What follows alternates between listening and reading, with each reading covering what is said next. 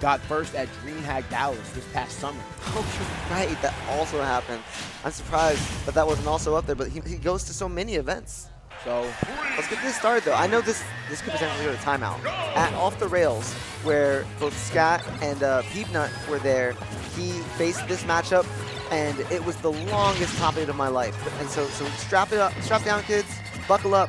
Y'all are in for a long ride with very little scenery.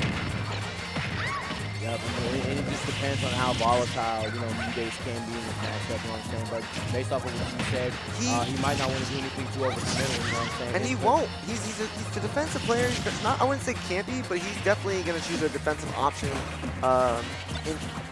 when things are looking grim. Like, he'll definitely retreat. So we'll see how this plays out for him. It's going to be long. It's going to be a bunch of poking and prodding and, pellets. Peach is not going to be able to get most of his combos starting because it revolves around him being right in front of Mega Man, and the pellets really stop that. But like you said, it's going to be a slow grind, and MuteAce is kind of just trying to get this percentage back up to where he wants it to be. And there you go, guys. Diaz, I got the clear on that. And are you going to go off stage? Yeah, and he didn't want to he didn't want the end lag of the leaf shield. He just threw it off stage. Very, very smart. And retrieving the legs off right. So very, very good. Percent's really even, but now that Peach has the lead, he's going to be able to maybe hold back a little bit and pick some slower options, be a little bit more methodical in how he's trying to rack some percentage.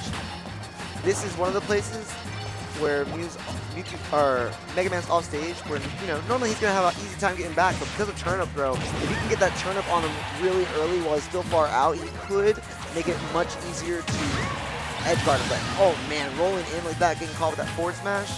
Yep, and MuteAce, he was actually trying so carefully just to make sure they could keep control of the stage and then things like that happen. But the one thing that he didn't want to run into is a situation where that Yeti was going to be living until up to percents 160, 170 and living. This is not uncommon of this matchup. The problem is that Peach was nerfed, and so a lot of the kill power is not there. So we're going to be seeing a lot of Mega Man stocks being taken around 150, 170. It's going to be up there in percentage. Really, if MuteAce wants to win a game by a landslide, we're going to see a stock go early. But if you don't ever see a stock go early, we'll go down to the wire. Yeah, and look, once again, I mean, yeah, like you said, I feel like this thing is going to go even the whole time. So yeah, they're not. Damage doesn't get to be racked that fast amongst them. It's just more, or in terms of single high damage output options. It's mostly just pelleting each other. Good throw off that chip. Yeah, unsafe for that second back air. Just kind of stay on him and apply pressure. Finds his way down. Going to be a bit easier for Peach to mix up the getting down to the ground and avoiding this up air probably because of the float. Is what I would imagine. Now another one, he rolled in again. Yeah, you see just this man just trying to avoid all the projectiles at all costs. That's not, and you might have to eat some of that at some point. Yeah, but whenever MuteAce gets in, it's just yo, the damage is there. He's having just a big difficulty right now. And the up smash coming out from Yeti, and one stock to go for MuteAce. Just run up on him, get that good damage. Ooh.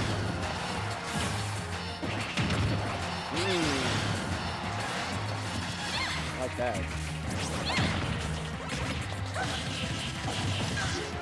Yeah, some good damage. Again, Yeti at 155 right now, and showing no. I was gonna say something, but I realized that you stopped that. Yeah, there was no need. There was no need.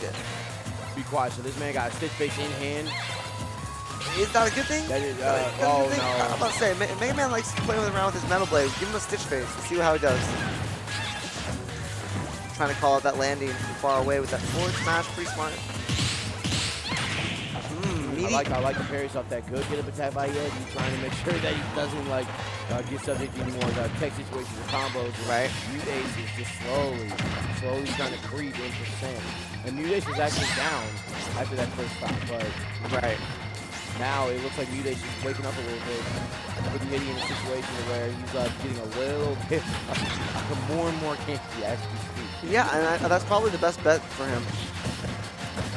Oh, that was a lot of movement there to use the same leaf shield to pressure that shield. And there it is again. So this time coming the jump.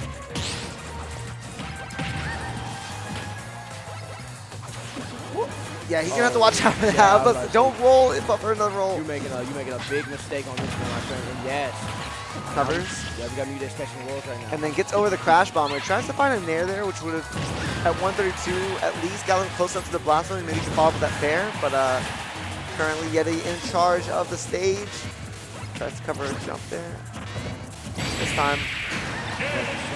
Challenging with flame sword on shield, and hey, got the kill, so very nice. Very well yeah, done. so that Yeti he diagonally threw the metal blade to stop the jump and keep him at the ledge, and then threw the second one to where it would hit his shield, and then now he's coming out of his shield after the metal blade, where he found that kill off at that very end. And so it was just a little small interaction there, but you know, it's those small ones like that at ledge that are going to give both either of these players really the advantage that they need to carry it out and close out the game. All right, so now we have game 2, and they decided to go to final B, where like there's no escape from these Peach combos. And I think Peach thrives on final destination. Yeah, perhaps so. Mega Man probably is no slouch here either, because it's a long plane that you're gonna have to go. Now it becomes like a side scroller. Actual side scroller, like you would think Mega Man would be right at home, but like getting comboed by Peach is never in any Mega Man game I've ever seen. Fair enough. But hey, Yeti seems to be handling it beautifully right now. This man walling off MuteAce with the projectiles. Oh, good fair, trying to assert dominance on my man's right now. Yeah. There's the start of a combo. He gets a little bit off of that one, which you're not going to see that often in this matchup at least. So surprising he's able to get that off. He got a lower percent. Oh no! That was clean, because I was like, yeah, the way you're landing right now, that crash bomb is going to blow up. He took too much time. He probably should have upbeat early just to get the crash bomb near, closer to the ledge. Yeah, because after the hit stone, you should have upbeat again. But right. Now Yeti seems to be gaining some speed, but it is his counter pick, so it is to be expected that he should feel comfortable on the stage and do some work.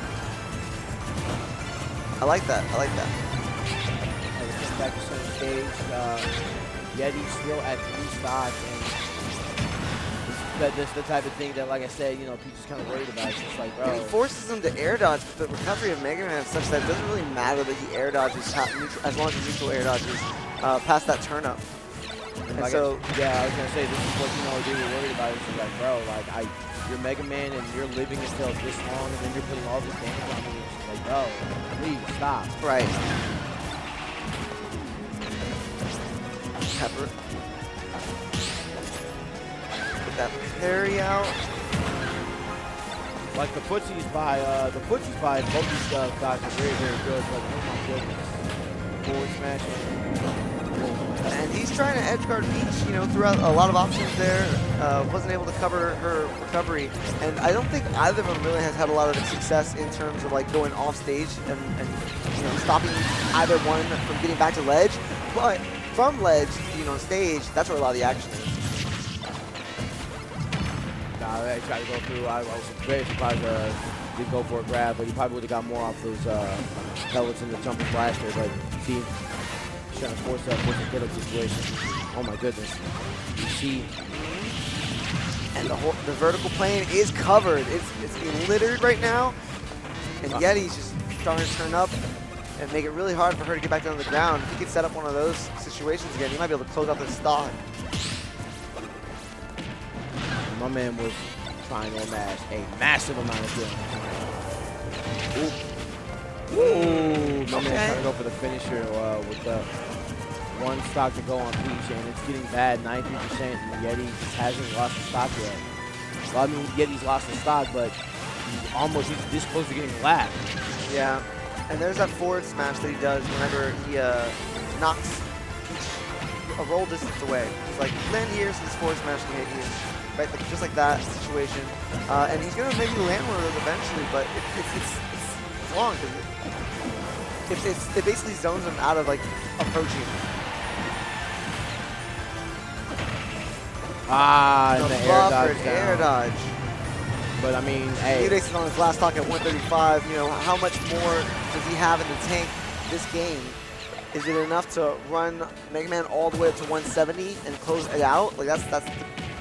That's a long, arduous climb. Yeah, I'm saying about, okay, yeah, this is, oh, wow. I was going to say this is the percent where we might get back throw, but, I mean, up air will take it too. No big deal. Yeah. That counter pick, doing a lot for him. It's weird, though, because, like, it's a big stage, and so you would expect actually Mega Man to do well. I wonder what the bans were that even led them there, though, because it would seem that you would want to like maintain at least some platforms there for you, so you could change up which lane you're approaching Mega Man at. You know?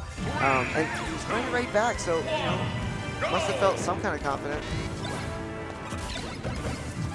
It's already starting it off. Oh my goodness, that sequence was disgusting. 45%. That was nasty. But the thing about this matchup is just that, like, it would make all the difference if Peach had kill power. Yeah, of course. It would make all the difference, but it's just like that's not what goes down no more. Yeah. Like, that's not happening. So Yeti kind of. Are you saying buff Peach? Is that what you're saying? I mean, buffer, debuffer, I don't care. Mantle is in the game now. So anyway, I feel like you got all this like a freedom of space that Mega Man can just run around in, basically. And because of that, it's like, and you can't kill him, so now he's gonna get these get rage percent. You're gonna get all these rage combos on. You're gonna amass a heavy amount of damage. See, and again, neither of them are really having success in terms of like stopping either player from getting back to the ledge. But once you're at ledge, getting on stage, I mean that's really what's happening right here. Let's see what he's able to do. He's had him here for a good 30 seconds, and he's gonna close it out with the back air. Only with 83% on his first stock. This is actually a great place. Maybe FT wasn't so bad. Maybe he just got shook up early.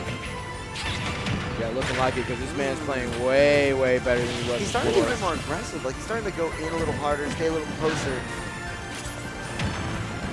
Because I just realized that this man's trying to get the winners finals off this, and he's trying to get that cushiony paid spot up there, where he can watch the slums play out as they will.